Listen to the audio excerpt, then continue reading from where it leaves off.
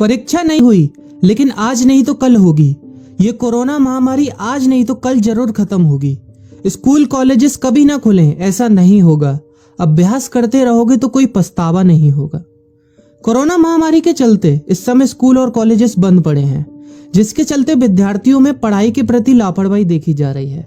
इसी को देखते हुए मुंबई के एक स्कूल में हमारे पुराणों में लिखित एक कहानी सुनाई गई और विद्यार्थियों को इस कहानी के जरिए एक मैसेज दिया गया, एक सलाह दी गई।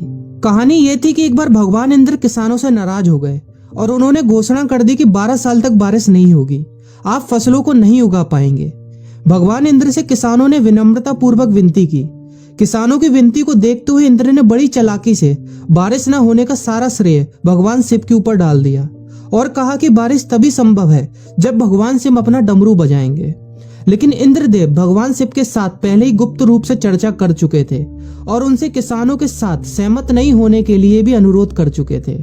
जब किसान भगवान शिव के पास बारिश के लिए विनती करने के लिए गए तो उन्होंने भी कह दिया कि बारिश तभी होगी जब मैं 12 साल बाद अपना डमरू बजाऊंगा। निराश होकर वापस लौटते किसानों ने 12 साल तक इंतजार करने का फैसला किया। लेकिन उनमें से एक किसान वापस लौटकर नियमित रूप से अपना काम कर रहा था, खेती कर रहा था, यहाँ तक कि बीज भी बो रहा था। अन्य किसानों ने यह देखकर उस किसान का मजाक उड़ाना चालू कर दिया। कुछ किसानों ने उससे पूछा भी कि आप अपना समय और ऊर्जा क्यों बर्बाद कर रहे हैं, जबकि आप जानते हैं कि 12 साल तक बारिश नहीं होने वाली। उस किसान ने जवाब दिया कि मुझे पता है कि बारिश के बिना मेरी फसल नहीं आएगी, लेकिन मैं ये सब केवल अभ्यास के रूप में कर रहा हूँ। 12 साल बाद मैं फसलों को उगाने और खेतों में काम करने की प्रतिक्रिया को भूल जाऊंगा। शरीर की काम करने की आदत छूट जाएगी और शरीर आलस का शिकार हो जाएगा। इसलिए मैं अभ्यास करता रहता हूँ कि जब 12 साल बाद बारिश होगी तो मुझे काम करने में मुश्किल नहीं होगी। जब इस किसान की यह बात पार्वती जी को पता चली तो उन्होंने भी चिंतित होकर शिव जी से कहा, आप भी 12 साल बाद डमरू बजाना भूल सकते हैं। यह सुनकर भगवान शिव भी चिंतित हो गए, इसलिए कहीं वो डमरू बजाना भूल तो नहीं गए, इसकी जांच करने की सोची और अपना डमरू उठाकर बजाने की कोशिश करने लगे।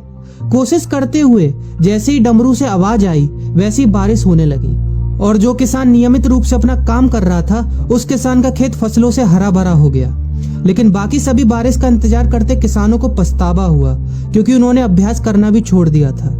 इसी तरह 2 सप्ताह बाद, 2 महीने बाद या 2 साल बाद लॉकडाउन समाप्त हो जाएगा। कोरोना महामारी भी खत्म हो जाएगी। इसे घूरने या इस महामारी के खत्म होने तक का इंतजार करने से बेहतर है कि आप जिस कक्षा में हैं या जिस अगली कक्षा में जाने वाले हैं उसका अध्ययन करें। पुस्तकों का अध्ययन करके अपने कौशल को तेज करें। आपके पास जो ज्ञान है उसे और बढ़ाएं। इस समय का इस्तेमाल करें और ये सोचें कि आप और भी बेहतर कैसे कर सकते हैं, क्योंकि डमरू कभी भी बच सकता है। इसलिए अभ्यास करते रहें। अभ्यास ही गुणवत्ता का सार है। अभ्यास ही है जो आपको किसी भी क्षेत्र में पूर्ण बनाता है।